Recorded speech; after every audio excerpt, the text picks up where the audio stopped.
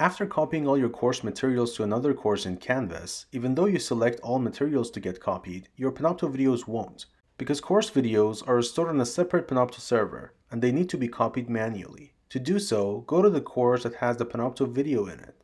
Go to Panopto video on the left. Click on the Panopto external link on the right to open this page in Panopto, allowing you to copy the video to your new course. Hover over the video and check the score on the upper left corner of the video. Now click Copy, which is a duplicated paper icon at the top. Type the title of the course to which you'd like to copy your Panopto video. Wait for a few seconds for it to appear, and then click on it. Now click Copy on the upper right corner of this window. After getting the green check mark, click on your new course link title at the top. That'll take you to the new course Panopto folder in which you can find the copied video. Now go to the new course in which you would like the Panopto video to be shared with the students. There are various ways to do this, but the easiest way is to add it as a page to your modules. To do so, go to Modules on the left side menu.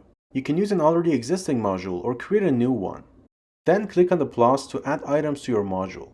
From the drop-down, choose Page, click Create Page, type a title for it, and hit Add Item. Make sure to publish the module and the item so that the students can find it once it is added.